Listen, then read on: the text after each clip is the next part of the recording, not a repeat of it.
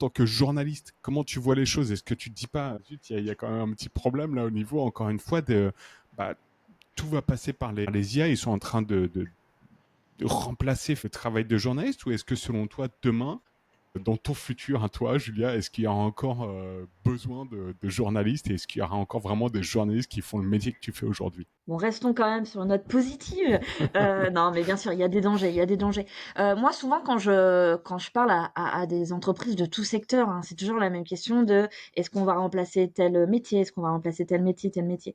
Je pense que le point commun entre tout ça et ce qui peut être bien dans l'IA générative, c'est que ça vient ressortir la valeur ajoutée de certains métiers.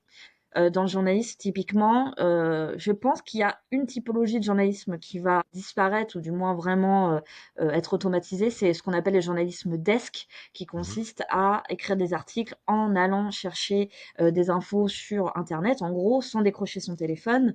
En gros, si je puis le dire comme ça, c'est en gros un résumé d'autres articles. Voilà. Mhm. Et ça, bon, on n'a peut-être pas forcément d'y passer des heures quand on peut automatiser ça et dire à une machine fais-moi résumé de tout ça. Voilà. Ça, je pense que ça va disparaître. Et finalement, c'est plutôt positif parce que journalisme desk, quand tu es journaliste, c'est pas, enfin, je sais pas ce qu'en pensent les autres, je sais pas ce que tu en penses toi, mais c'est pas le plus enrichissant, si je puis dire. Ça permet d'être au courant de l'actu, etc. Mais normalement, ce qui fait le cœur du métier de journaliste, c'est d'aller interroger les gens, les rencontrer, les questionner, etc.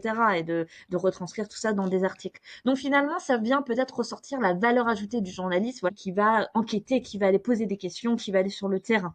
Voilà. Et c'est ça dans tous les métiers. Finalement, c'est tout ce qu'on peut automatiser, on va l'automatiser. Donc toutes les personnes qui avaient des métiers jusqu'ici, avec des tâches rébarbatives, hein, où tu as justement un peu l'impression d'être un robot, et ben tout ça va disparaître pour passer plus de temps sur des trucs plus intéressants. Donc, là, en tout cas, j'y vois pour moi un aspect hyper positif. Après, il y a un aspect plutôt négatif dans le sens où euh, bah, peut-être qu'il y aura beaucoup de contenu aussi sur Internet. D'ailleurs, c'est un gros sujet dans la publicité, c'est sites made for advertising, Mhm. les MFA, comme on les appelle via l'acronyme, qui sont des sites où c'est du contenu de basse qualité, fait justement via l'intelligence artificielle générative, des articles un peu fait à la volée pour attirer justement les annonceurs qui pensent que ce sont des vrais médias qui viennent annoncer sur ces sites-là. Et donc ça, je pense qu'il va malheureusement y avoir une multitude de sites de faux médias ou de médias de basse qualité qui vont voir le jour sur du contenu ouais pas très intéressant. Et c'est là encore une fois où le vrai journalisme, les vrais médias ont toutes leurs Mhm. cartes à jouer pour apporter une valeur ajoutée. Il y a un terme que j'entends beaucoup et que je trouve super intéressant. Alors bon, c'est un anglicisme, hein, mais la slopification. Je sais pas si tu en as entendu parler Non, pas du tout. de ce terme-là. Ça vient du mot slop, qui veut dire basse qualité, quoi, Mhm. un truc un peu en toc. Et la slopification, c'est le risque en fait d'avoir sur Internet, mais aussi dans les livres, l'IA va aller chercher du contenu réalisé par l'IA, qui va aller chercher du Mhm. contenu réalisé par l'IA. Tu vois, c'est un espèce de cercle vicieux, mais aussi horrible, où bah, en fait, le contenu qu'on va lire demain, peut-être, bon là c'est côté très négatif, hein, sera une espèce de boucle comme ça, où Mhm. l'IA parle à elle-même. Et tout ça, bah, du coup, on perd vachement ouais, on perd en créativité, on perd à ce qui fait tout l'humain finalement, l'émotion, etc. Et ça pose la question aussi des biais algorithmiques que je trouve hyper Mhm. intéressant. D'ailleurs, je suis allée à un événement il y a quelques mois organisé par Women in Programmatic, qui est une association qui rassemble toutes les femmes du monde de la tech, du programmatique.